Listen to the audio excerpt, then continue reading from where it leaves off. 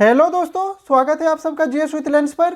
यह चैनल आपका study partner है, जहां हम बोरिंग टॉपिक्स को एंगेजिंग बनाएंगे और कॉम्प्लेक्स कॉन्सेप्ट्स को सिंप्लीफाई करने की कोशिश करेंगे।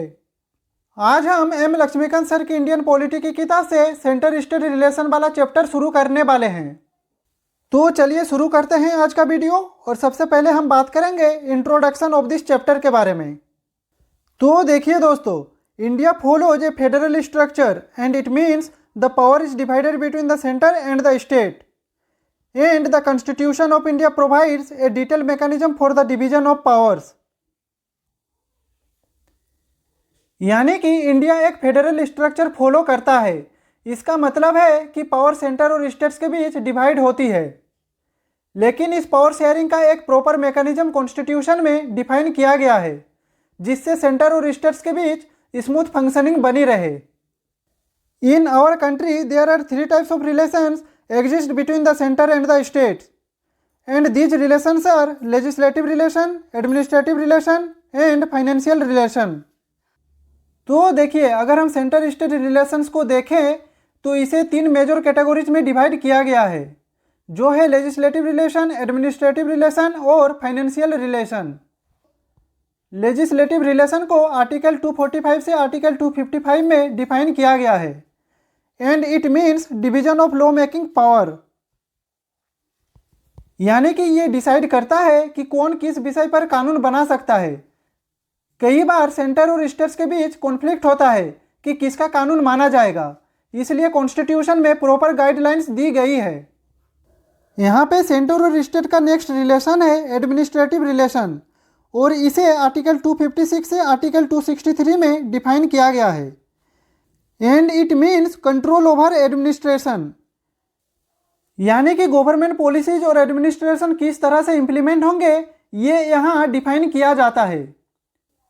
सेंटर के पास कुछ स्पेशल पावर्स होते हैं, जिससे वो स्टेट्स के एडमिनिस्ट्रेशन में इंटरफेयर कर सकता है अगर जरूरी हो। हमारा नेक्स्ट रिलेशन है फाइनेंशियल रिलेशन, और इसे आर्टिकल 268 से आर्टिकल 293 में डिफाइन किया जाता है। This relation defines the division of revenue and financial powers। यानी कि सेंटर और स्टेट्स के बीच टैक्सेज और रेवेन्यू कैसे डिस्ट्रीब्यूट होंगे, ये यहाँ पर क्लियर किया गया है।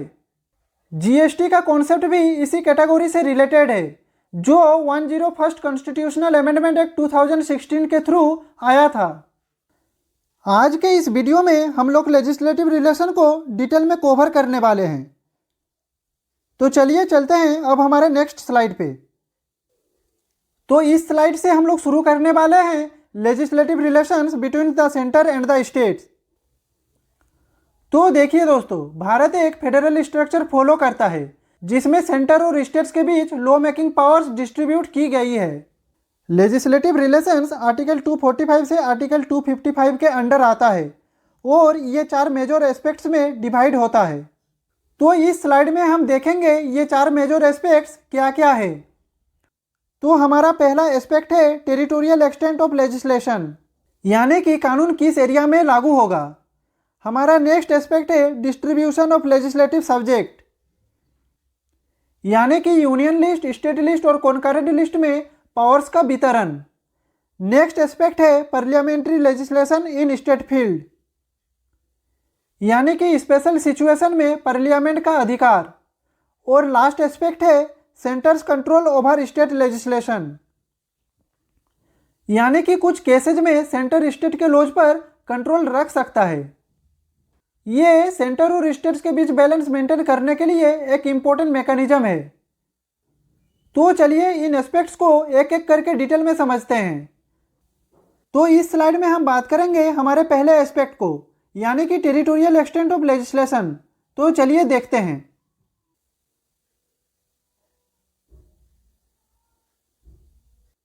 तो according to territorial extent of legislation, parliament can make laws for whole or any part of India including union territories, while state legislature can make laws only for their respective states. यानी कि parliament पूरे भारत या किसी specific हिस्से के लिए कानून बना सकती है, इंक्लूडिंग यूनियन टेरिटोरीज।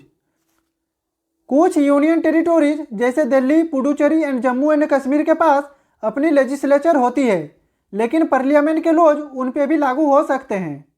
जबकि स्टेट लेजिस्लेचर सिर्फ अपने स्टेट के अंदर कानून बना सकती है, एक स्टेट दूसरे स्टेट के लिए लॉ नहीं बना सकती। लेकिन यहाँ पे ये याद रखिएगा, कुछ एक्सेप्शनल सिचुएशन में पार्लियामेंट स्टेट्स के लिए भी लॉ बना सकती है। जैसे अगर 2 या ज़्यादा स्टेट्स खुद पार्लियामेंट से रिक्वेस्ट करे तो पार्लियामेंट उनके लिए लॉ बना सकती है। या फिर अगर भारत किसी इंटरनेशनल ट्रीटी या एग्रीमेंट का हिस्सा बनता है तो पार्लियामेंट स्टेट लिस्ट के सब्जेक्ट्स पर भी लॉ बना सकती है। और नेशनल इमरजेंसी के टाइम पे भी पार्लियामेंट स्टेट लिस्ट के सब्जेक्ट्स पर लॉ बना सकती है। अब हम बात करेंगे एक्स्ट्रा टेरिटोरियल जुरिस्डिक्शन के बारे में, यानी कि parliament has the power to make laws applicable beyond Indian territory in certain cases. तो देखिए, हम सब जानते हैं कि भारत का कानून भारत की बाउंड्रीज के अंदर लागू होता है, लेकिन क्या आपको पता है कि कुछ केसेज में भारत का कानून देश के बाहर भी लागू हो सकता है? हमारे पार्लियामेंट के पास ये पावर है कि वो कुछ स्पेशल सिचुएशंस में भारत के बाहर भी लॉज अप्लाई कर सके। ये पावर भारत के इंटरनेशनल इंटरेस्ट और सिटीजन्स की सुरक्षा के लिए बहुत ज़रूरी है। यहाँ पे हम लोग 4 केसेज के बारे में बात करेंगे और पहला केस है for Indian citizens residing abroad, यानी कि अगर कोई भारतीय नागरिक किसी दूसरे देश में रहता है तो भी कुछ स्पेसिफिक भारतीय कानून उस पर लागू हो सकती है। जैसे अगर एक इंडियन सिटीजन विदेश में कोई क्राइम करता है और वो क्राइम इंडियन लॉ के हिसाब से पनिशेबल है तो उस पर भारतीय कानून लागू हो सकता है। इसी तरह भारतीय कंपनी जो विदेश में काम करती है उन पे भी कुछ स्पेसिफिक इंडियन रेगुलेशन अप्लाई हो सकती है। हमारा नेक्स्ट केस है for Indian ships and aircraft, यानी कि भारतीय जहाज और हवाई जहाज चाहे किसी भी समुद्र या आकाश में हो उन पे भारतीय कानून लागू होता है। जैसे अगर एक इंडियन शिप इंटरनेशनल वाटर्स में क्राइम रिपोर्ट करता है तो उस पर भारतीय कानून के अंडर इन्वेस्टिगेशन हो सकती है। इसी तरह इंडियन एयरलाइंस के एयरक्राफ्ट चाहे किसी भी कंट्री के एयर स्पेस में हो उसमें इंडियन लॉ एप्लीकेबल होगा। हमारा नेक्स्ट केस है आउटर स्पेस एक्टिविटीज, यानी कि आउटर स्पेस में भारत की एक्टिविटीज भी इंडियन लॉ के अंडर आती है। जैसे इसरो के सैटेलाइट्स और स्पेस मिशंस भारतीय कानून के अंडर रेगुलेटेड होते हैं। इसी तरह अगर कोई प्राइवेट कंपनी स्पेस एक्सप्लोरेशन में इन्वॉल्व होती है तो उसको भी भारतीय कानून फॉलो करना होगा। हमारा नेक्स्ट केस है for defence, foreign affair and international treaties,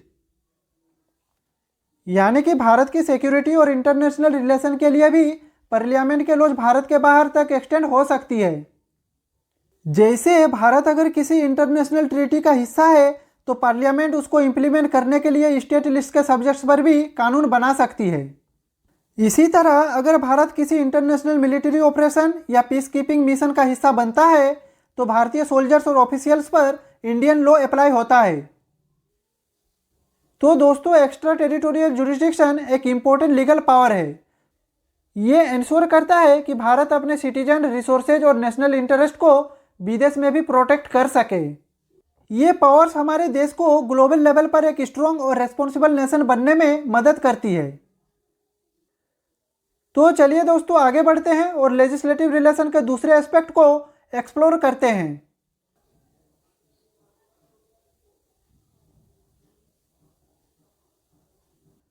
तो दोस्तों, अब हम बात करेंगे डिस्ट्रीब्यूशन ऑफ लेजिस्लेटिव सब्जेक्ट्स के बारे में। तो देखिए, भारत एक फेडरल सिस्टम है जिसमें लॉ मेकिंग पावर्स को क्लियरली डिफाइन किया गया है। हमारे कॉन्स्टिट्यूशन ने लॉ मेकिंग पावर्स को 3 लिस्ट में डिवाइड किया है और वो लिस्ट है union list, state list and concurrent list. तो सबसे पहले बात करते हैं यूनियन लिस्ट के बारे में। इस लिस्ट के सब्जेक्ट सिर्फ पार्लियामेंट के अंडर आते हैं, स्टेट्स इन पे कानून नहीं बना सकती।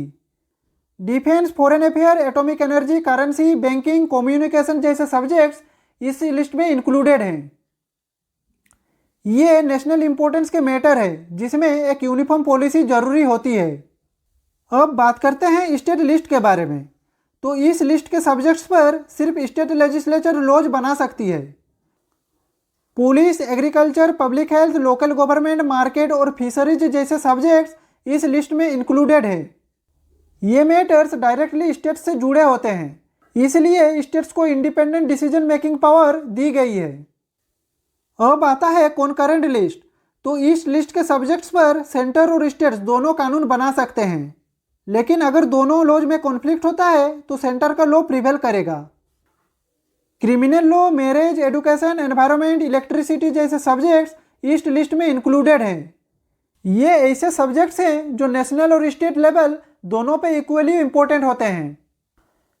अब हम बात करते हैं रेसिडुअरी पावर्स के बारे में।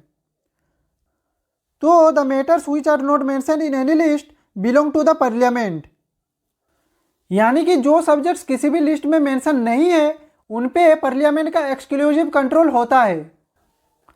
जैसे साइबर सिक्योरिटी, स्पेस रिसर्च और आर्टिफिशियल इंटेलिजेंस जैसे सब्जेक्ट्स रेसिडुअरी पावर्स के अंडर आते हैं। नए और इमर्जिंग एरियाज जिनके बारे में कॉन्स्टिट्यूशन लिखते वक्त सोचा नहीं गया था वो रेसिडुअरी पावर्स में आते हैं। तो दोस्तों, डिस्ट्रीब्यूशन ऑफ लेजिस्लेटिव सब्जेक्ट्स एक स्ट्रॉन्ग फेडरल स्ट्रक्चर मेंटेन करने के लिए बहुत ज़रूरी है। ये सिस्टम इंश्योर करता है कि सेंटर और स्टेट दोनों अपनी रेस्पॉन्सिबिलिटीज़ को इफेक्टिवली फुलफिल कर सके। तो चलिए आगे बढ़ते हैं हमारे नेक्स्ट स्लाइड पे और लेजिस्लेटिव रिलेशन के तीसरे एस्पेक्ट को समझने की कोशिश करते हैं। तो दोस्तों, इस स्लाइड में हम बात करेंगे parliamentary legislation in the state field के बारे में।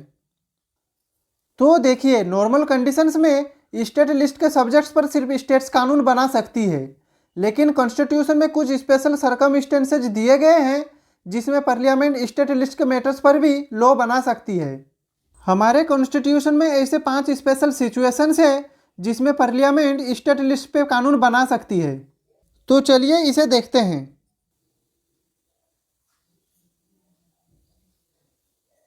तो हमारा पहला सिचुएशन है when Rajya Sabha passes a resolution, यानी कि parliament can legislate on a state list subject if Rajya Sabha passes a resolution with a 2/3 majority, यानी कि अगर राज्यसभा 2/3 मेजोरिटी से रेजोल्यूशन पास करे कि कोई स्टेट लिस्ट का मैटर नेशनल इंपॉर्टेंस का है तो पार्लियामेंट उस पर कानून बना सकती है। जैसे एजुकेशन और एनवायरनमेंट से जुड़े लॉज जो पहले स्टेट लिस्ट में थे लेकिन नेशनल पॉलिसी के लिए पार्लियामेंट ने रेगुलेट किया। तो ये याद रखें, अगर राज्यसभा आर्टिकल 249 के तहत रेजोल्यूशन पास करती है तो पार्लियामेंट स्टेट लिस्ट के किसी विषय पर कानून बना सकती है। ये कानून इनिशियली 1 साल के लिए वैलिड होता है और हर साल इसे एक्सटेंड किया जा सकता है। तो हमारा दूसरा सिचुएशन है ड्यूरिंग नेशनल इमरजेंसी, यानी कि parliament can make laws on state list subjects for the duration of emergency.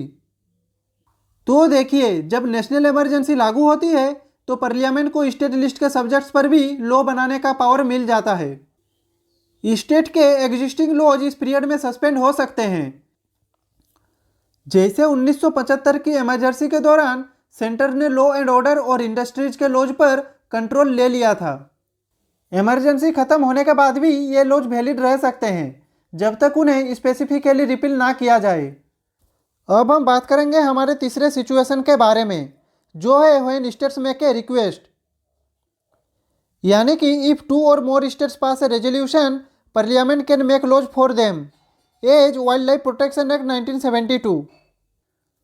तो देखिए दोस्तों, अगर 2 या ज़्यादा स्टेट्स खुद रेजोल्यूशन पास करे कि वो चाहते हैं कि पार्लियामेंट उनके लिए कानून बनाए तो पार्लियामेंट सिर्फ उन्हीं स्टेट्स के लिए लॉ बना सकती है।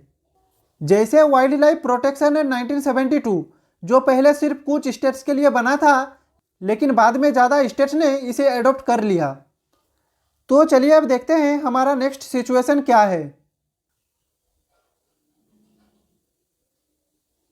तो हमारा चौथा सिचुएशन है टू इम्प्लीमेंट इंटरनेशनल एग्रीमेंट, यानी कि parliament can legislate on any state list matter to fulfil international obligation. तो देखिए, अगर भारत किसी इंटरनेशनल ट्रीटी या एग्रीमेंट का हिस्सा बनता है तो पार्लियामेंट को ये पावर होती है कि वो स्टेट लिस्ट के मैटर्स पर भी लॉ बना सके। जैसे ट्रिप्स एग्रीमेंट के under intellectual property laws, environment laws जो स्टेट्स के जुरिस्डिक्शन में थे उन पे भी सेंटर ने रेगुलेशन किया।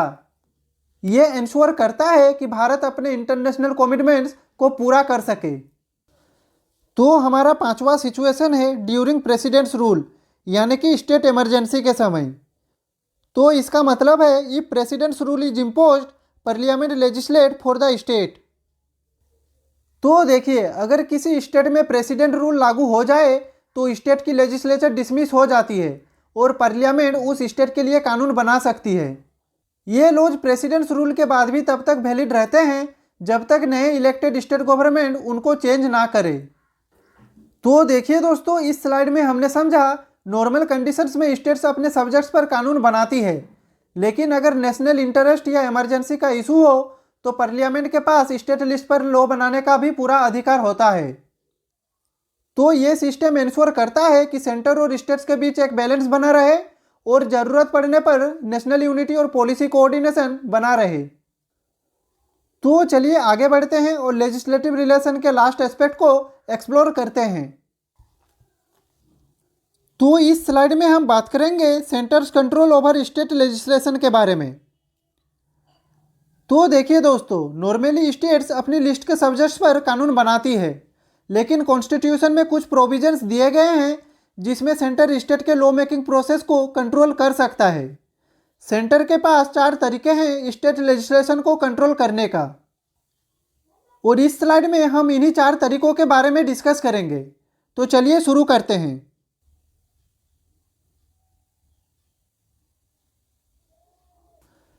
तो हमारा पहला तरीका है गवर्नर्स रिजर्वेशन पावर, यानी कि certain bills passed by states can be reserve for the president assent. तो देखिए, गवर्नर के पास ये पावर होती है कि वो कुछ स्टेट बिल्स को प्रेसिडेंट की एसेंट के लिए रिजर्व करे। अगर गवर्नर चाहे तो बिल को वापस भेज सकता है रिकॉन्सिडरेशन के लिए, या सीधा प्रेसिडेंट के पास भेज सकता है। अगर प्रेसिडेंट यहाँ पे बिल रिजेक्ट करती है तो वो बिल पास नहीं हो सकता। जैसे अगर कोई स्टेट बिल नेशनल पॉलिसी या कॉन्स्टिट्यूशनल प्रोविजंस के खिलाफ है तो गवर्नर उसे प्रेसिडेंट के पास भेज सकता है। हमारा नेक्स्ट पॉइंट है bills on certain state list matters, यानी कि it need prior approval of the president before introduction. तो इसका मतलब है कुछ स्पेसिफिक स्टेट लिस्ट के सब्जेक्ट्स पर बिना प्रेसिडेंट की परमिशन के बिल इंट्रोड्यूस नहीं किया जा सकता। जैसे ट्रेड और कॉमर्स पर रेस्ट्रिक्शंस लगाने वाले बिल्स और फाइनेंशियल बिल्स जो टैक्स या रेवेन्यू से रिलेटेड होते हैं। ये इंश्योर करता है कि स्टेट्स कोई ऐसे इकोनॉमिक या ट्रेड पॉलिसीज ना बनाएं जो नेशनल इंटरेस्ट के अगेंस्ट हो। हमारा नेक्स्ट पॉइंट है फाइनेंशियल बिल्स ड्यूरिंग इमरजेंसी, यानी कि centre can direct states to reserve money bills for presidential consideration. तो इसका मतलब है अगर फाइनेंशियल इमरजेंसी लागू होती है तो सेंटर स्टेट्स के फाइनेंशियल मैटर्स पर फुल कंट्रोल ले सकती है। इस कंडीशन में स्टेट्स को अपने मनी बिल्स को प्रेसिडेंट के अप्रूवल के लिए भेजना पड़ता है। जैसे अगर भारत किसी फाइनेंशियल क्राइसिस से गुजर रहा हो तो सेंटर ये इंश्योर करेगा कि स्टेट्स अननेसेसरी फाइनेंशियल बर्डन ना क्रिएट करे। हमारा नेक्स्ट पॉइंट है conflict between centre and state laws. तो देखिए दोस्तों, कॉन्करेंट लिस्ट के सब्जेक्ट्स पर अगर सेंटर और स्टेट दोनों लॉ बनाती है और दोनों में कॉन्फ्लिक्ट हो जाए तो सेंटर का लॉ प्रिवेल करेगा। लेकिन अगर प्रेसिडेंट ने किसी स्टेट लॉ को एसेंट दे दिया तो वो पार्लियामेंट्री लॉ से ऊपर होगा, पर पार्लियामेंट के पास ये पावर होती है कि वो फ्यूचर में स्टेट लॉ को ओवरराइड कर सके। जैसे एडुकेशन और लेबर लॉज में कई बार ऐसा होता है कि स्टेट्स अपनी अलग रूल्स बनाती है, लेकिन अगर कॉन्फ्लिक्ट होता है तो सेंट्रल लॉ फॉलो किया जाता है। तो देखिए दोस्तों, ये सारे प्रोविजंस एक स्ट्रॉन्ग गवर्नेंस का स्ट्रक्चर बनाने में मदद करती है और ये इंश्योर करती है कि देश का फेडरल सिस्टम स्मूथली काम करे। तो आज के वीडियो में हमने legislative relation between centre and state को डिटेल में समझा। हमारे नेक्स्ट वीडियो में हम लोग administrative relation between centre and states को डिटेल में समझेंगे। तो आज के लिए बस इतना ही। अगर आपका कुछ डाउट हो तो आप कमेंट बॉक्स में पूछ सकते हैं। अगर आपको ये वीडियो पसंद आई हो तो कमेंट करें, शेयर करें, लाइक करें और ऐसे ही वीडियो देखने के लिए चैनल को सब्सक्राइब करें। तो मिलते हैं अगले वीडियो में, तब तक के लिए खुश रहिए, स्वस्थ रहिए। जय हिंद, वंदे मातरम।